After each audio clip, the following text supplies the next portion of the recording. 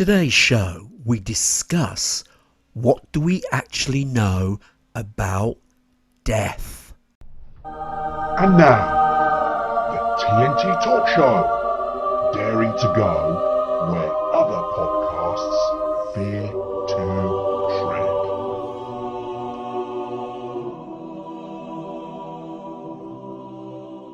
Hello, I'm Tony Fasulo, and I share the stage with my esteemed friend and colleague, Tayo Boya. Tayo, hello, my friend, once again. I hope you're keeping safe and well. Yeah, what the hell, Tony? What you gonna do, eh? Come on, say hi to our audience. Come on, be upbeat. Be upbeat. Hello, audience. We're getting there. We're getting there slowly. It's only taken 170 odd episodes. Anyway, I'm livid Oh with my no. doctor, the same one I keep complaining about. Do you know what? About 2 months ago, she wrote to me and she said, "Your DNA is backwards." And then I wrote back, "And?" But she never replied. 2 months. What? Yeah, exactly. That's what I feel. 2 months has gone by, no reply. That doesn't make sense. No, it doesn't. That's why I said, "And?" I don't know why I'm laughing. It's just nonsense. I'm sorry. DNA backwards. Now you get it. I know it's so. Wow. Oh dear. I mean, how can your DNA be backwards anyway?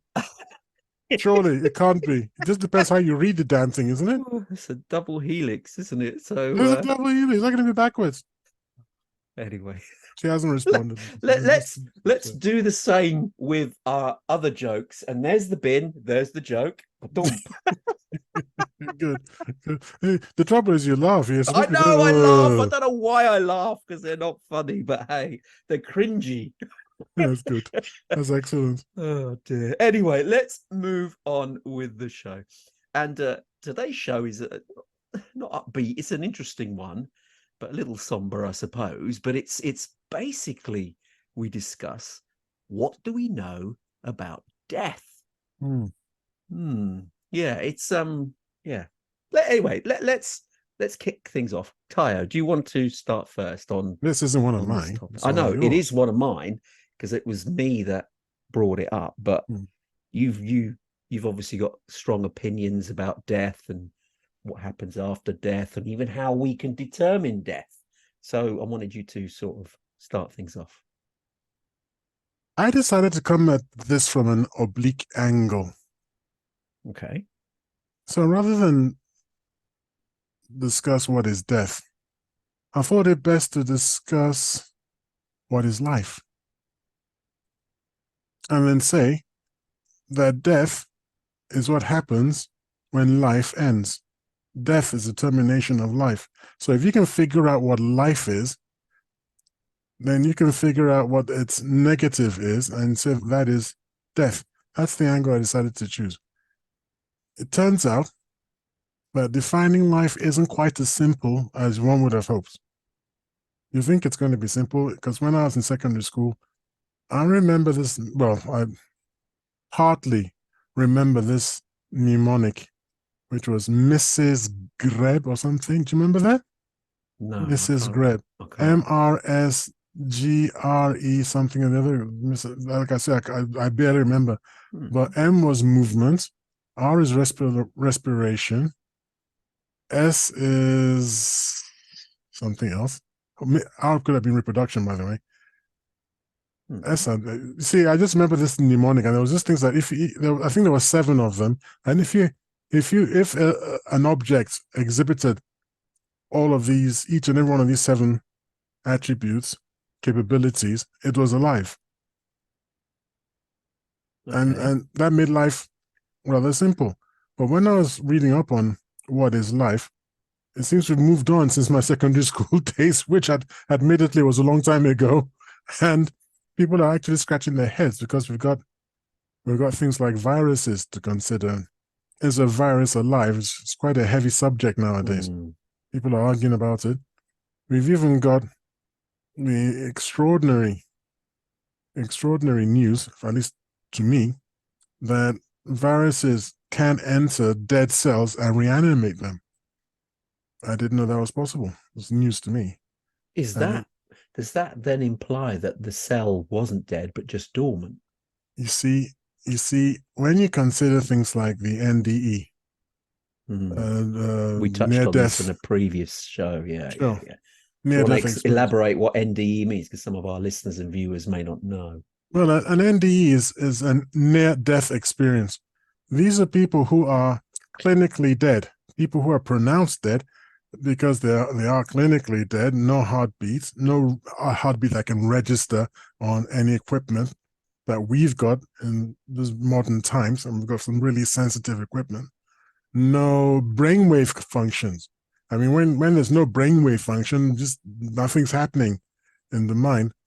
And these people can be in this state for up to maybe 30 minutes, perhaps even longer. And you're clinically dead for this amount of time.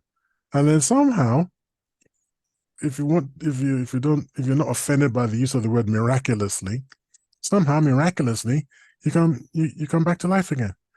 The thing is, a lot of these people, many of these people, when they return with experiences which are hard to explain if you just believe that we're merely composed of matter. I believe that Tony sent me a PDF, didn't you? You sent me a PDF or the title of a book, and I found the PDF.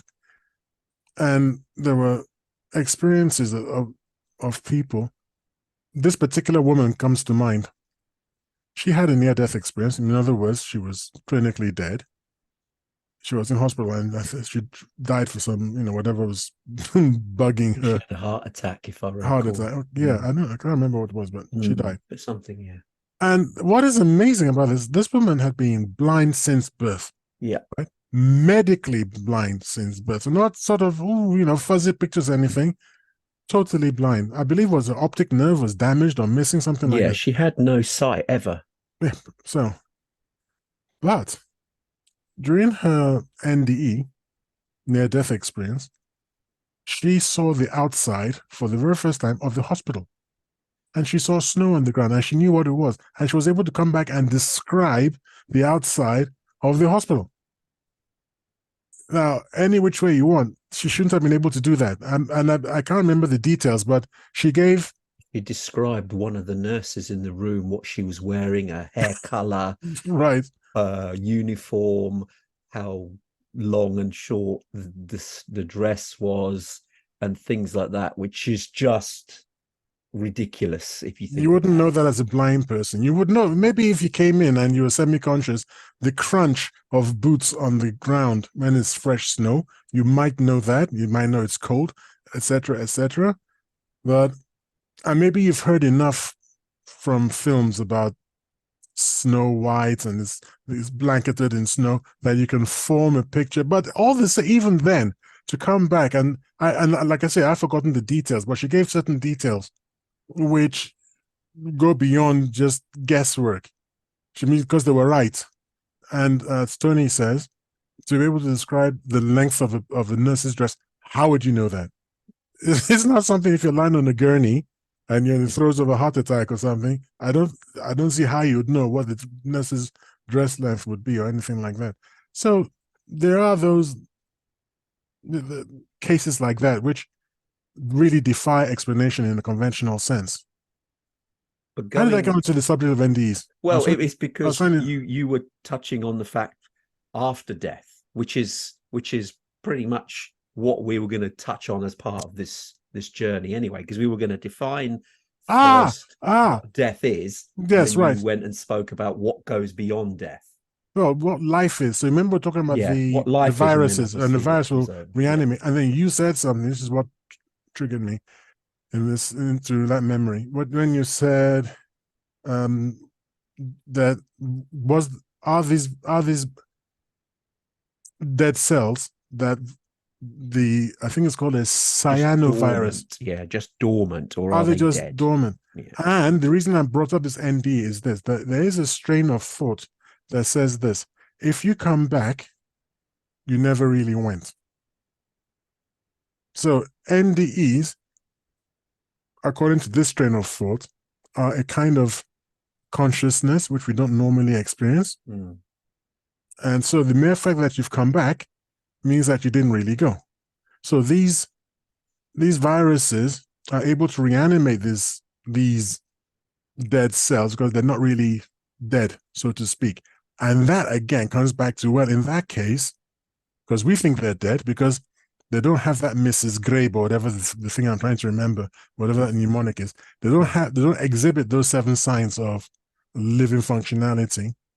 Then the question becomes, what exactly is life? Because when a person dies, you think about it. This is one of the things that I use to poke fun at evolutionists. One of the things is that when a person dies, everything in that person is, at the moment of death, everything in that person is still there, right?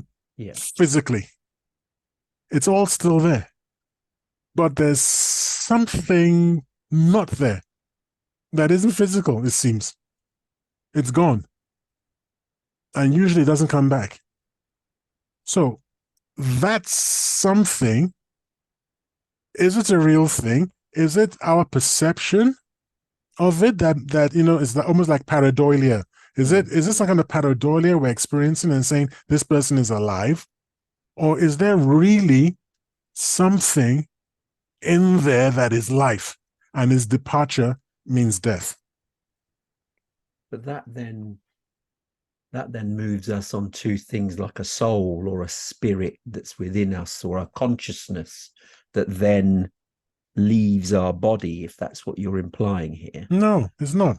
Because you're what saying about it's a leaving us, so bacteria that just something stops? is leaving us. Well, a bacteria, something that we don't think would have a consciousness, so to speak. It's not a very advanced one. There's no brain like But we ours or don't anything. know, do we? No, I'm saying there's no Yeah. brain like ours or something like that. So you'd still think to yourself, does it really? And when it stops, it just kind of stops. Have you seen a bacteria that just dies? It's sort of shimmering, not shimmering. It's moving. It's moving about, and it moves. Well, people can't see me if they listen to the podcast, but it's a sort of juddering kind of movement where it zips back and forth with really tiny movements, and then for some reason it just goes and then just stops. That's it. It stops, and many a time the cell wall breaks, and its innards just scatter to the wind. Okay, so that one is dead. Yeah, whatever. So what was keeping it juddering? What was it? So energy? Could it be a similar thing to our system inside of us? Like you've the term headless chicken. If a chicken, is beheaded, the chicken will carry on running, even though it has no head, which is where the instructions, we believe, come from.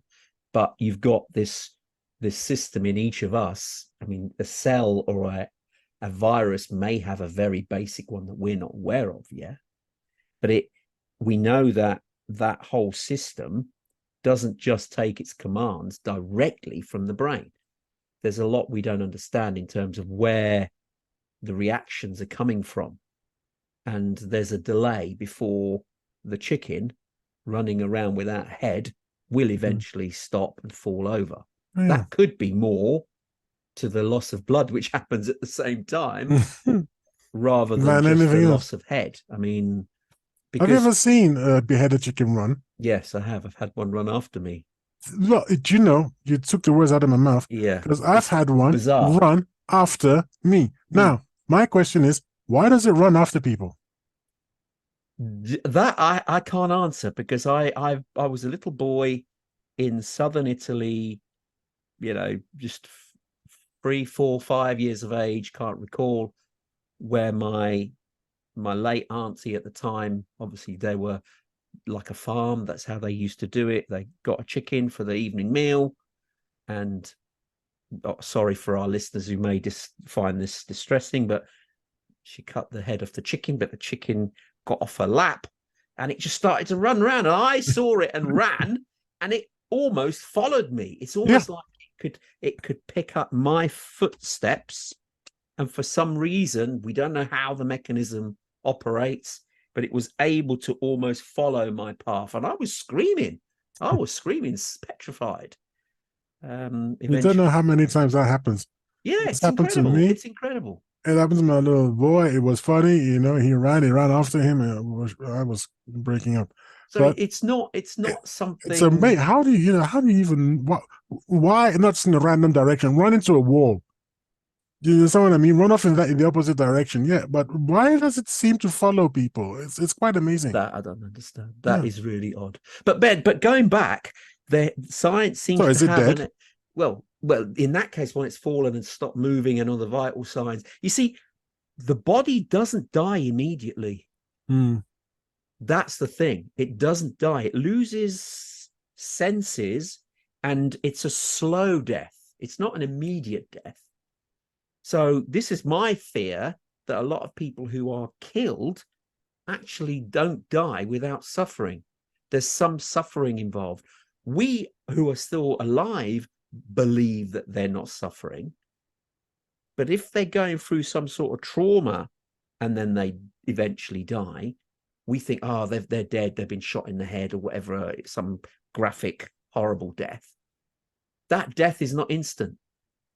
There could be still something going on where they're experiencing additional pain, suffering, whatever it may be, until they eventually die. I don't think it is absolute and you're dead and it's painless. I think it's painful. So that's just my own view. I'll tell you why I think that way is because I don't think all our cells die straight away. There is a delay.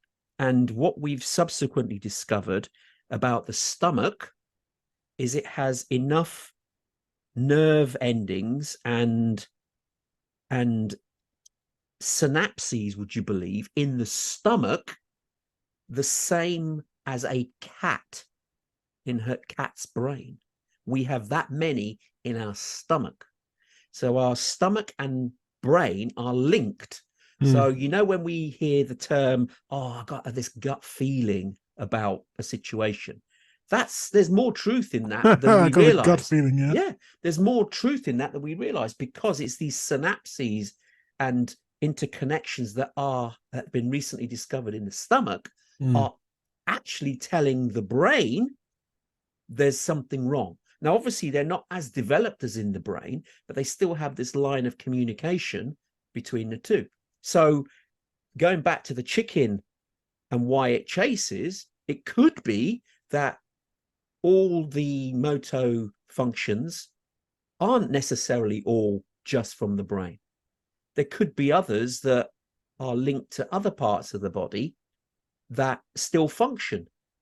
And so these reflexes that the chicken then goes through in this running phase, which really should be instructions coming from the brain, it could be receiving these from the alternative source, which could be the stomach area, perhaps. I mean, I don't have any evidence to back that up, but thinking using the same logic that's been discovered for humans only recently regarding the stomach, would tend to think that attribute is also shared by a number of animals too. So we have this duality almost. The trouble is that the sense organs such as sight, smell, and hearing all occur from organs that are placed in the head. Yes. And the beheaded chicken no longer is connected to the eyes, the nose, or the ears. So how would it know what direction to run in? And why? Let me ask you a question about your senses. We are only acutely aware of 5 senses. But you yourself have said it. If you've got your eyes closed and you're in a room and someone enters the room, but very, very quietly, it's almost like you get on your haunches. It's like, what's going on? You sense something. So we are, I mean, science has shown that we have 5 senses that they can prove, but most people think and maybe believe that we've got other senses that are we're not quite in touch with, but they're there. So we can sense situations, and that's from another sense. It's not our primary senses, it's something else. An intuition, a feeling, a gut. I mean, I mentioned it, a gut feeling, something else. So where's that coming from? And I'm thinking that perhaps we have these additional secondary senses that we are not totally au fait with in terms of understanding them fully, but we sometimes they resonate with us in certain situations. And that could be the same with animals. I mean, I'm of the belief, for instance, that dogs communicate with one another remotely without sound. The reason I can say that is only from observation. I have 2 dogs. And one is outside, say, in the garden, playing in the garden. The other one is indoors. The one indoors will talk, in quotes, how they talk, I don't know, will tell the one outside, come in, because I am about to give one of them a treat. How does it know? How does it know? It's been out there playing, doing its stuff. All of a sudden, a treat, just really quietly up. Here's one for you. Next thing, he's barking or trying to come in, and he comes in. How? There's no way he could have heard it. It's because the one here has communicated to him to tell him to come in because there's a treat. So that's a sense that I'm like, how do they do this? And this is something science hasn't explained. And I think that is a sense that animals have as well. And we have, but we just lost touch with them. They just surface. That's an interesting thing. Have you looked that up online to see if anyone else has noticed that? Most dog owners have 1 dog. If they have more than one, then there are examples of that too. Yes. Interesting. I'll have to dig it up again. But yeah, I think animals communicate with one another, not by sound. There are other ways of doing it. But I mean, we're sidetracking slightly, but the fact is, going back to what is life and then what is death, we've had an example. Did we touch on it in the last show that we did about the twins, and one of the twins died? Oh yeah, horrible story. Yeah, horrible story. Yeah, just for the benefit of our possibly new listeners, there were twins who, I can't remember where they were from, but Europe somewhere. Yeah, I think maybe you know this story. No, I think it was actually. America. Sorry, it was America. Well, you know this story better than I do. I think it was. Yeah, it was the twins. Well, very close sisters or twins. I can't remember which. I think they were twins. I think you said they were twins. Right, and they were living in, I can't remember, Pennsylvania, Philadelphia, something like this. Back maybe 18th century, 19th century. No, well, the 1800s. Well, I'm always getting that wrong, because it's not 1800s, it's the 18th century. Yes. You know what I mean? It's always, you have to think about it. No, the 1800s was the 19th century. Yeah. So it was some kind of period of time like that. When one of them died and was buried, and the living one had this horrible set of nightmares of her sister scratching and trying to get out of this enclosed space.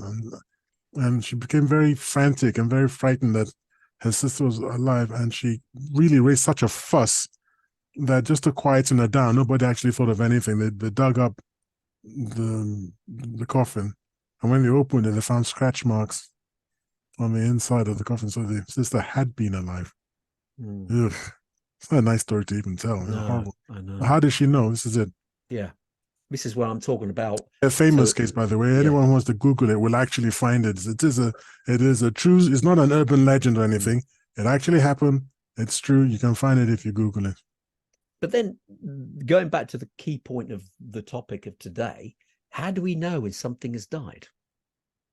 Well, here's an interesting question. Not question.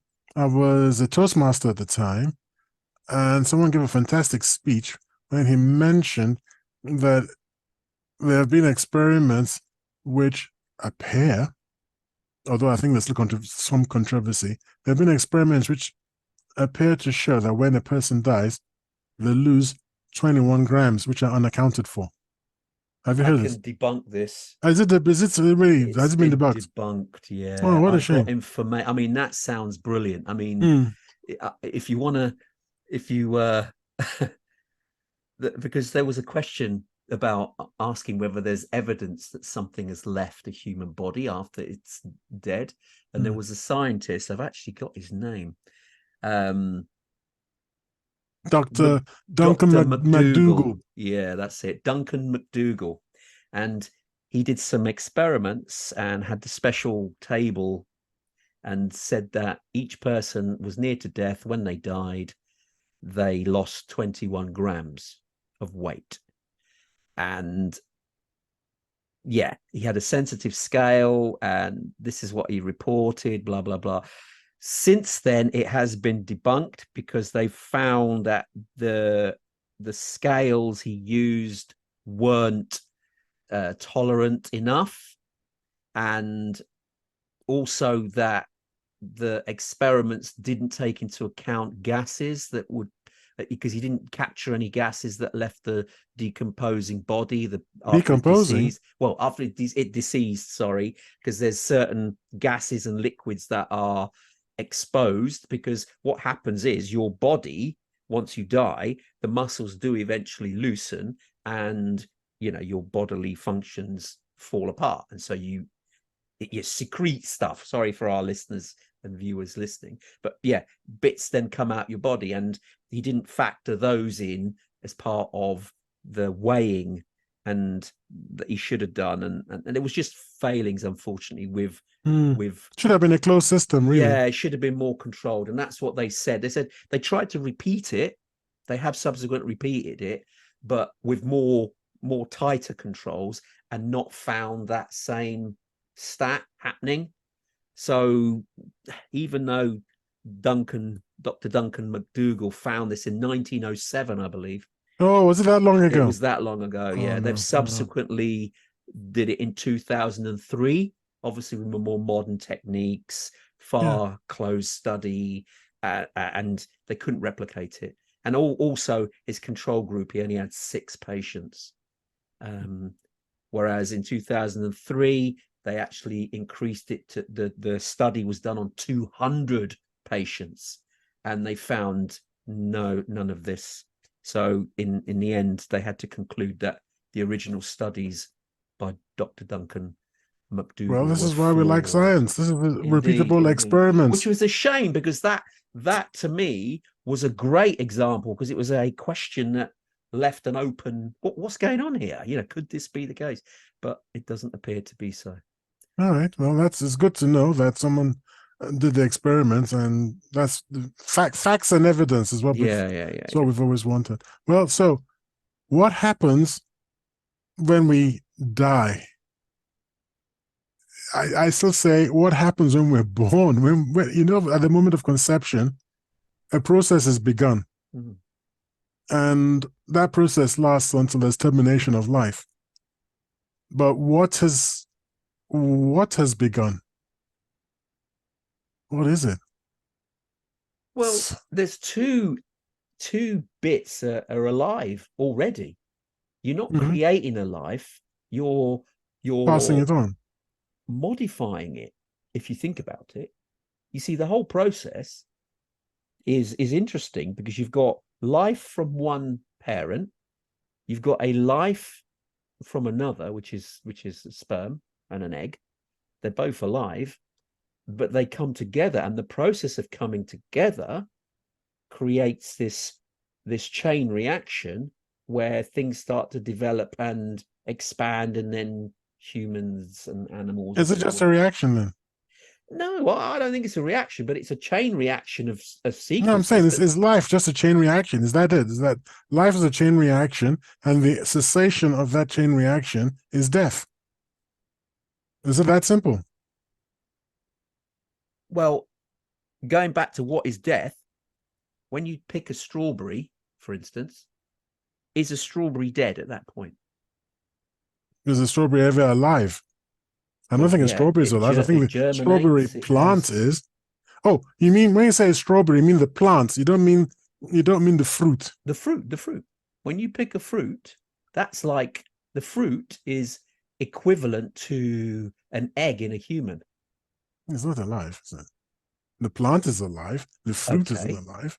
but the fruit is getting juices. It's getting nutrients from the plant, so it's becoming bigger and juicier and whatever. It's like But a when it's finger. picked, Hmm.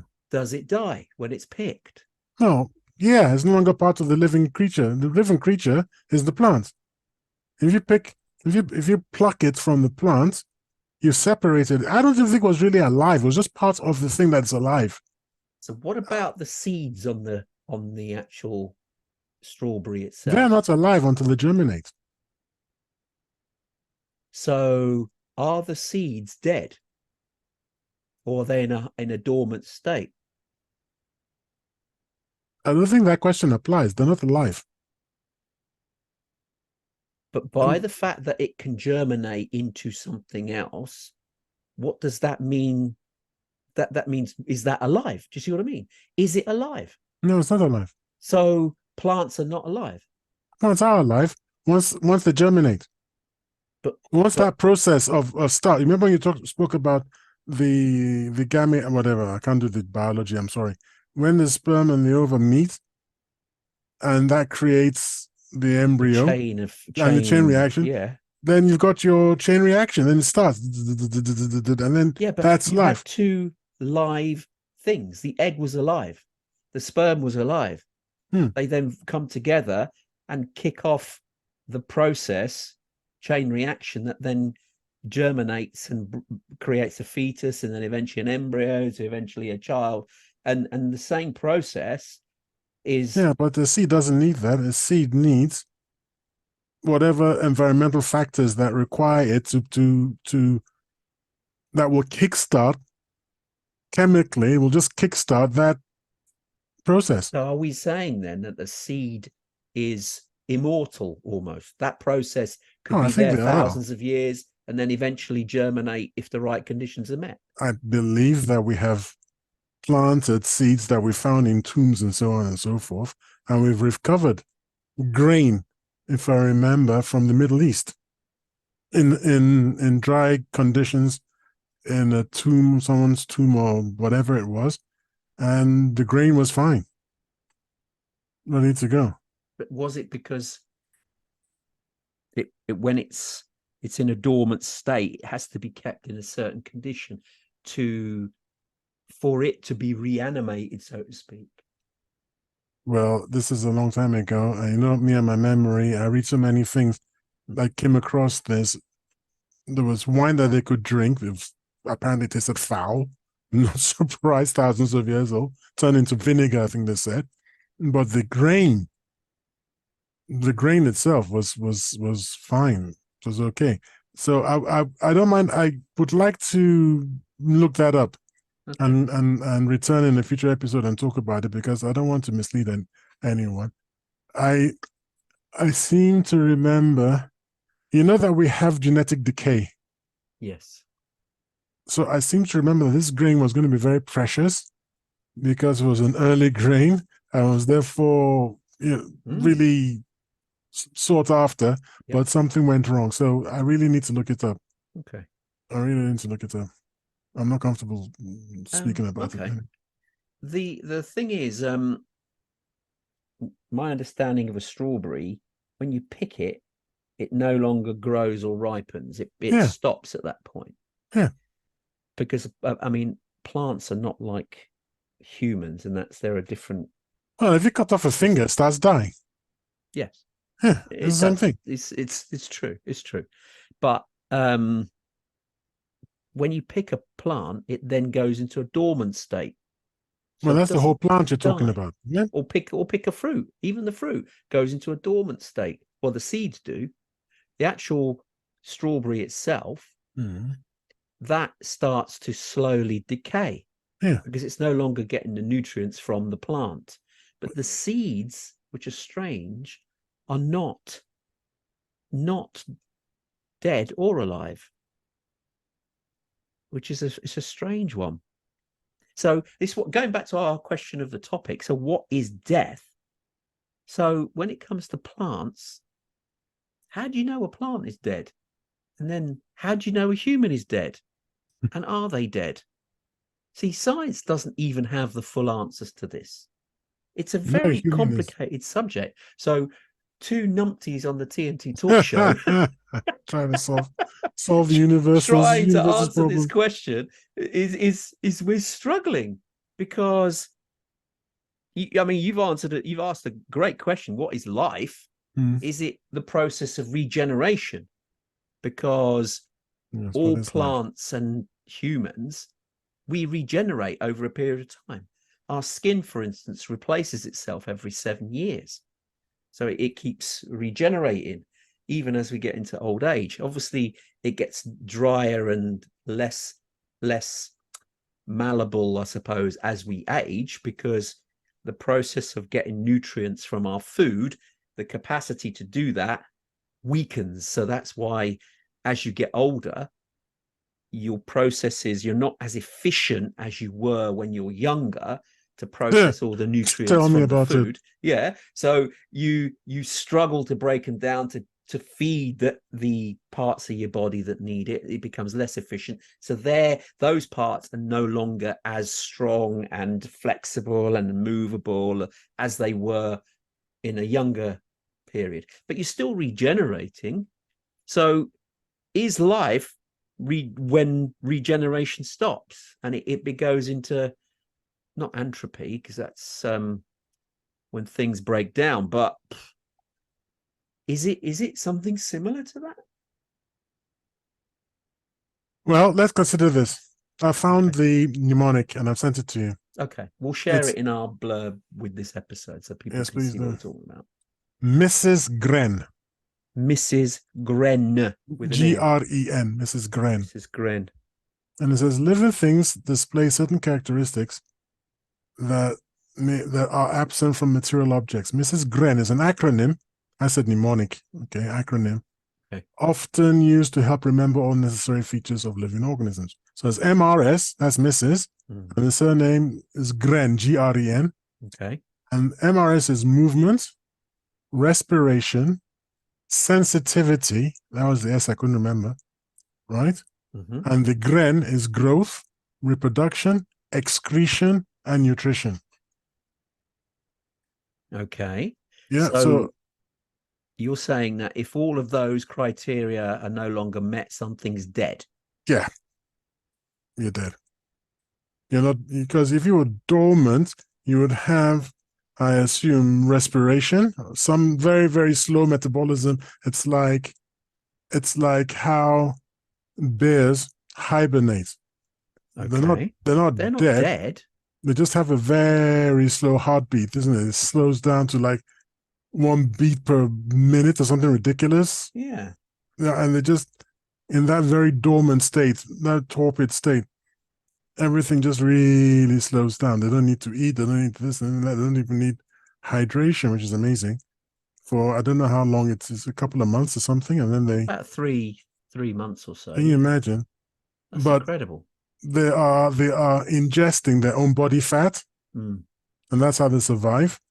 And so that's why they need body functions going on while there's still body functions going on. Yes. So, I mean, there may be no movement or very little movement. Maybe respiration, sensitivity may be gone. But if you poke it with a stick, I'm sure it'll wake up and argue about something. Well, yeah, because if it's under threat, then the senses will wake you, and the bear included, I suspect. So it doesn't have to be all of them that are present, but at least one. At least one, and the capability of the others being present. And that makes a thing alive. So then the problem then comes with the virus is you got this question of reproduction, I believe, is why viruses, some people feel that we need to exclude viruses because they don't handle their own reproduction. The virus, that's interesting. It does true. It doesn't. It has to find a host. Yep. That's right. Now Yeah, that's interesting. that's why they Yes. invade our cells, because they want to reproduce. How did And they figure that out if they've got any sort of I mean, that to me is baffling. How does a virus, for it to survive, has to infect a foreign cell mm, in order to reproduce and create more of itself? it hijacks the reproductive functions of the foreign cell. It's like a cuckoo. It's the equivalent of a cuckoo bird that goes into your cell and says to the cell, "Hey, don't reproduce your kind, reproduce Reproduce my my kind," kind. which is But which is how, you deadly. see, that to me is incredible. That is just almost mind blowing that this a virus has worked out, if you can use that term. I know what you mean. I know what you mean. How without some intelligence behind it? It's just not, in my opinion, possible through what? Just how? Evolutionary accident, How? an accident. That's a To me, that in itself sounds ludicrous, because yeah. how would it know a suitable? How does it find a suitable host in What order was to it doing? What duplicate was it itself? doing before that? Yeah, And what was it? It's just, mm, has it adapted and thinking that's a better way of reproducing? It used to reproduce separately, and is it evolved to reproduce? Do you know what? There's no point me reproducing via myself or mm, a fellow virus. Let's have more efficient ways to invade a foreign body and use that as the means of reproduction. well, the amazing thing about the virus is that it's basically a strand of DNA running around. Basically, what it is. But who put that strand together? Well, and you start asking those kind of questions, you blow your mind. You're not going to get anywhere. But the question is it alive? Is it dead? What is it? Is it so? It's one of these. How do you want to use that? Is Pluto a planet or not? It's up to it becomes a little bit of a worldview question. And Yes. what is death? What is death? I don't know what death. I mean, I know when people are dead and we have to bury them, it's very sad and everything. But apart from what has happened to them, The physical element. yeah, the physical elements. What's going on there? I don't know. See, this leads us on like a segue onto what happens when we think scientifically somebody has died. What happens after that? If we have what's called a conscience now, or a soul, or I don't know what you want to call it, whatever you choose, does that die with us, or is there, I mean, because we don't actually have real hard scientific evidence to prove any of that. It's just experiences that people have recounted. You say Um, that. well, it's like the For, NDE, the no, it's stronger than an NDE. We have something that we're going to talk about. I don't know if I can find it in time. I'm probably going to have to use my phone. So if I'm looking down, that's what I'm doing.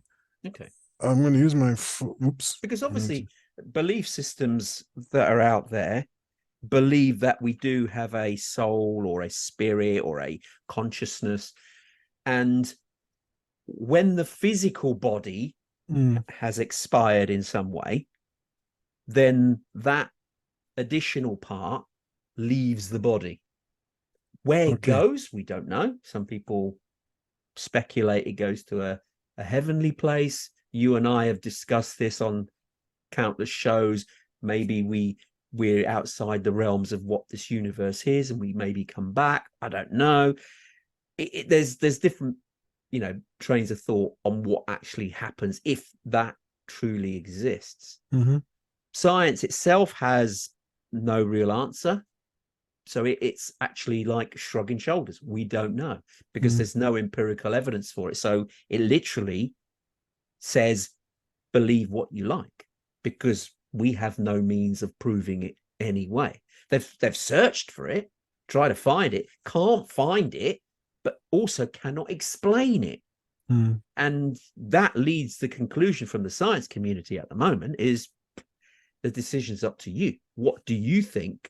What do you believe or not believe? It's absolutely fine either way. So we as individuals can choose and do choose what we think happens. And if But go on. as I hope we're going to discuss, because it's in our list of things to discuss, does the strange case of Frederick W.H. Myers prove that consciousness survives death? Now you've started, you're going to have to talk about who this is. Well, since we're going to do an episode, I hopefully we're going to do an episode. I won't go into too much detail, but imagine a group of friends who decide that they really want to prove once and for all whether there is consciousness after, if consciousness survives death. Mm-hmm. And they say, okay, we're going to communicate, but instead of I'm going to send a simple message, like I tell you a message and then I die, and then you're waiting for a message for someone to repeat the message back to you, as in the case of the famous escapologist and his wife. What was Houdini. that? Houdini, remember? He left a message with his wife, and no medium ever came back and told her what the message was. Which meant that she died thinking that there was no consciousness that survived, because Houdini said, as a great escape artist, I'll be sure to escape from whatever they tie me up in the afterlife. I will get a message back to you as long as I can. If I can, I will. However, this Myers and his group of people, what they said is, because he was a poet, he was going to send messages through ordinary people that would together build up into a picture. So people would get a message and write in, and those writings together would form a coherent message, which answered questions as well. So his friends could ask a question and it will come back. And it will come back from people who didn't know what the heck they were talking about. This was the important thing. And how did these people receive these messages to come forward with something they received as, oh, I got this message. I was sleeping last night. I got this message. Don't know what it means. What is it? Did they all come forward like that? It's intriguing, and I hope people are intrigued, and I hope they look out for our episode, because they were kind of plugging our episode. Oh, okay. We're going to where all would be revealed. But it is a pretty. It's as interesting as that lady who saw things when she shouldn't have been able to see. It's like that. Well, you go, that's weird. Okay. And like you say, like you've rightly said, it's science. I don't think that's what science is even meant to discuss. You see, I think that cosmology reaches the very edges of what is good science. It's not, because good science should be observable, repeatable, negatable. Right? To me, this is what good science is. And when you start talking about life and death and things after death, you can't really bring that into science. And I don't think if science is designed or was ever meant to answer this kind of questions. It's why you can't slate them for trying. They're no, going I to try. I do slate them for trying, because then you get yourself into a conundrum. You get yourself into problems, because that's not what the scientific method was designed to do. You're using a spoon to eat spaghetti or something ridiculous. It's not going to work. You're going to try. Yeah. How do you know the spoon doesn't work with spaghetti? You don't, unless you try it. And that's what science has done. But you can also sort of, let me give you, you can't use a fork, something I've never done. You can't use a fork to drink tea. I don't need to try. It's not going to work. I disagree. I reckon that you can get some success. It won't be efficient for sure, but you can get some. And this is the point. Science, you can't sort of put science down per se. It may not be able to find an answer. And clearly, the more it's investigated, it's discovered it can't. You can't drink tea with a fork, man. I mean, first of all, it's uncivilized, and secondly, it doesn't work. I never said I'd do it in a public place. So that's that. No, and then this is why I believe that materialistic science is not necessarily a bad thing. Because if you appeal to God and say God did it, that's no longer science. It's not testable. So I don't even complain about materialistic science in that sense. I think it's actually the right track. The scientists are on the right track. Say we can't deal with that. If we can't measure it, if we can't measure it, if we can't measure a thing, why are we talking about it? It's pointless. So this is what I'm saying. When it comes to death, what is death? What is life? I would love to have a scientist come and say, aha, we've cracked it. Life is X, Y, Z. And when this and that happens, we have life. Well, no But scientist I'm has not done sure that, they're ever though. going to get there. I'm not No. sure they can. Sorry? The science will never come forward with that and say they'll try. Obviously, they'll try. Look at, So why are you saying they won't be able case in to? point, Mary Shelley's Frankenstein. It's in myth, but you're not telling me that science hasn't tried it in the lab with animals, say, reanimate. Because there has been some evidence where they've managed to reanimate a housefly. Okay, well, how did they kill it? I'd like to know how they killed it. It was dead, not responsive. It met your criteria, being dead, hadn't done anything, but they put charges through it and reanimated it. I don't know how long it survived after, but it was able to fly. They sure it wasn't the electricity that was zapping around. Well, but it doesn't matter. The fact is, it then exhibited some of the things your Mrs. Gren criteria to show that it was again alive, a bit like how long was it dead for? Didn't it suffer decomposition? I mean, one of the big problems of reanimating things is that it's decomposed, and that's the problem. Indeed, you're right. The question is, how long was it before they tried to reanimate the item? That's why. I mean, that's why. And how did they know it was dead? Well, if you come back, remember my aphorism. Yeah. If you come back, you never really went. Yeah, but that's only an aphorism. How do you know that? Well, I actually believe it, but I just believe it. Well, I mean, for me, it's a working state. It's a working statement to separate. It's a working statement to separate false allegations of death from real death.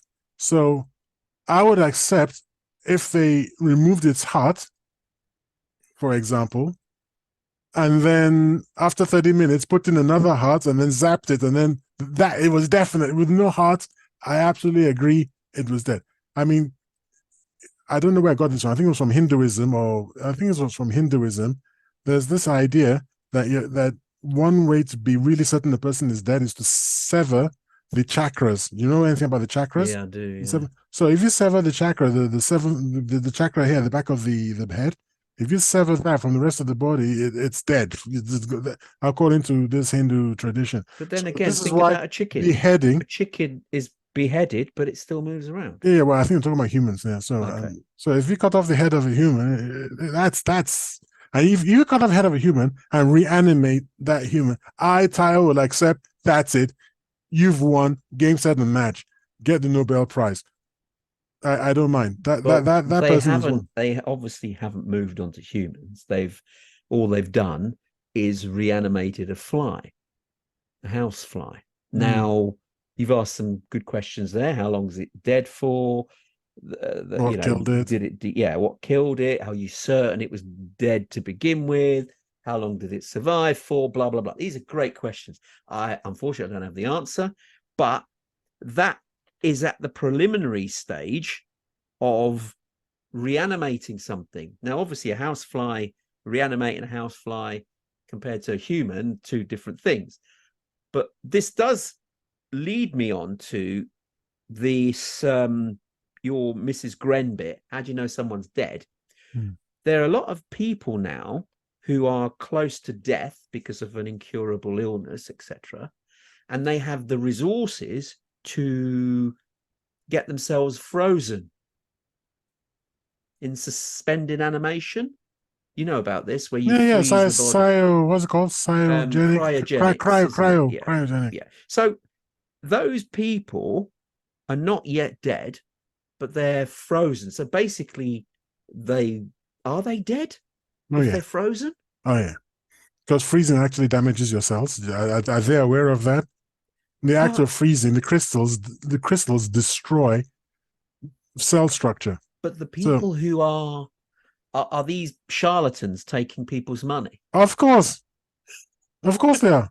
I mean, ice destroys your. Well, is it That's why. ice? Is it That's why ice you they're get. using? I Yeah, don't yeah, think no, they no, no. are. When you're frozen, the fluids in your body turn into ice. They're frozen too. No, they don't have to. Well, That's in the that whole case, you're not. point. Excuse me, you're not frozen then. You've got No, to make but up your you're mind. in suspended animation using a gas or liquid which doesn't form ice crystals. No, You're your now cells. using water as an You're example. 98%. You're 90 something percent. I know it's 98. You're 90 something percent water. You realize this? Yeah. Okay. Well, your cells are mostly composed of water, and if that your body temperature drops below 0 degrees centigrade, that water is going to turn to ice. It's just a fact of life. There's no ifs, whens, or buts, or however's. It will turn to ice. It will destroy your cell structure, and that's really the end of that. You come back, it'll be a soggy mess. There's no freaking. There's no. You're not going to be. You're not going to be running around playing tennis. That's for sure. I mean, okay, you're making some points here. I obviously can't answer. I'm not a specialist You're in not a charlatan, is what cryogenics. you're trying to say. Well, are You're you not. thinking that they all charlatans then? Of course they are. Hey, you know what? I'll freeze you, then I'll wake you up in 200 years. Yeah, sure. And then if you don't, who am I going to sue? What the hell are you talking about, man? Oh, dear. And by the way, Okay. they have to kill you so how you have to die first, surely, before they can do anything. Yes, apparently you die and then they Yeah, quickly take you. That's part of the yeah. agreement. So they're not killing you. You're classed as dead, and that's when you've given them permission to take your body and quickly freeze you while you're still warm almost. It's that sort of scenario. So There's that actually there's actually a lovely film. I think it's get on Ryan to Reynolds. films here. Go on. I think it's Ryan Reynolds. So, and if I'm right, it's a Ryan Reynolds film, and it's really good about something along these lines. I don't want to give too much away because You it's a haven't given really. anything away. I mean, you haven't given the title of the film. I mean, Ryan Reynolds is, if it was in fact him, he is cryogenically Frozen. and then he comes back. But what happens when you come back, and there are questions about whether you should have come back and things like that. It's very interesting. It's a very, very good film. Okay, moral dilemma. Almost. Yeah, moral dilemma and Okay. all sorts of things. Yes, a little bit of a thriller as well. Hmm, So anyway, interesting. If you discover the title, just reveal the title rather than him, because if it's not him, it's very vague. We're all searching the internet for Ryan Reynolds. It's not him. It's not him. Our audience are all sort of perplexed, going, "What did Tayo mean? Who did he mean?" Yeah. So okay, let's move on. I mean, I'm mindful of the timing. We've been rattling on for quite a bit.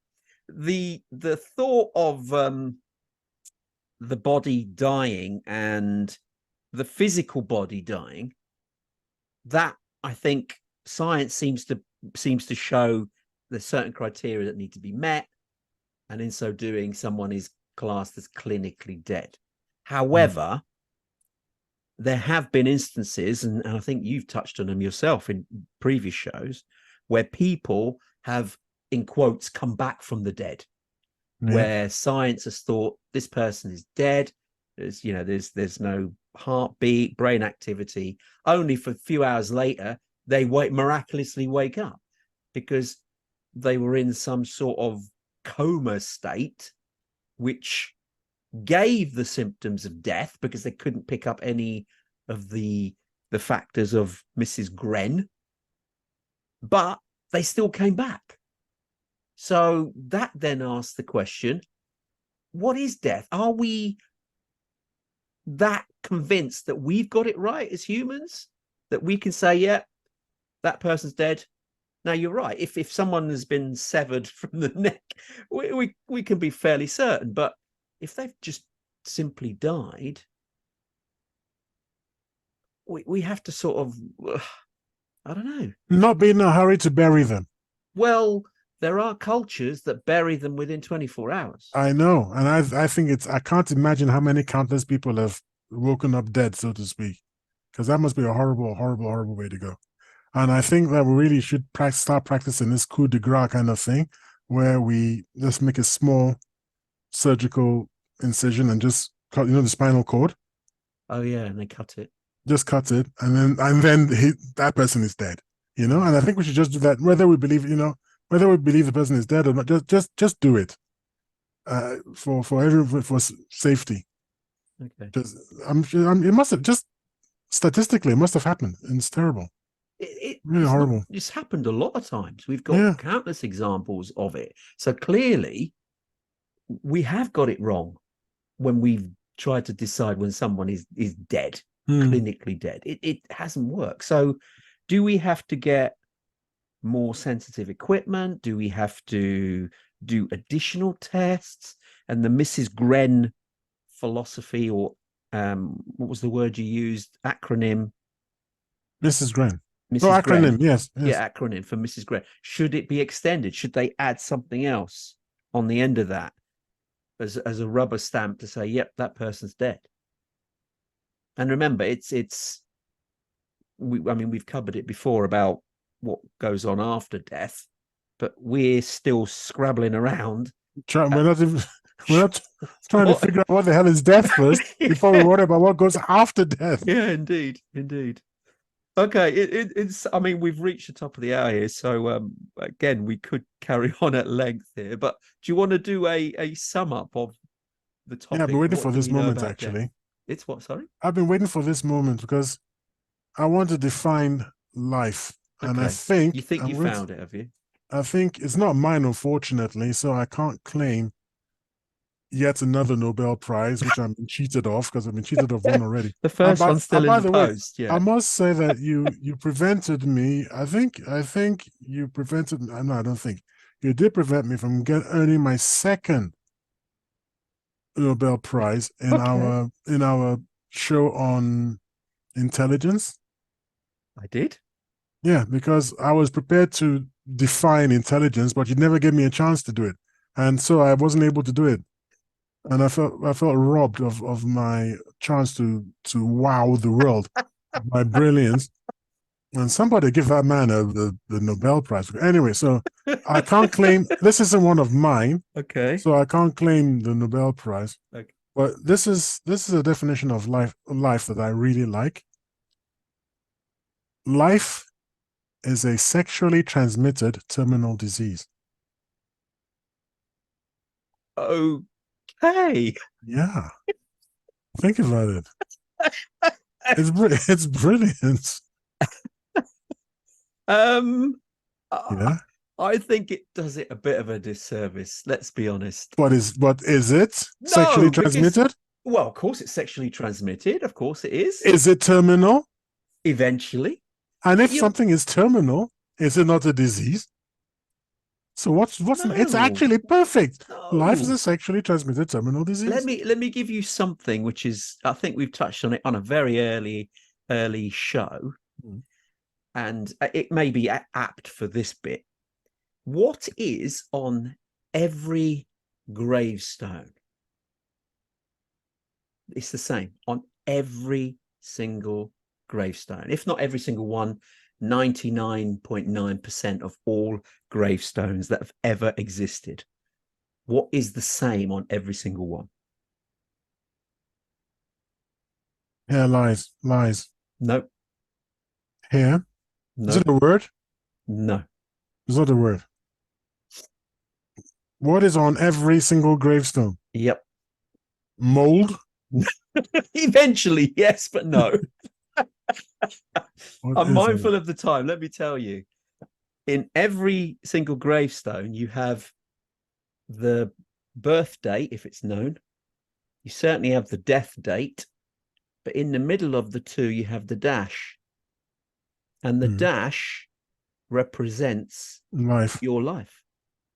So the dash is the important part, because you have your beginning, you have your end, and you have the dash. So your life is that dash. It's only finite, as you said, but it's important because that dash represents you while you were alive. What did you do? What can you be remembered for? What benefit have you left other human beings on the planet with? So the dash is the important part. So your statement of, you know, the meaning of life is true. I'm not disregarding it, but I That's what think I it say. devalues the middle bit, which is the dash of life.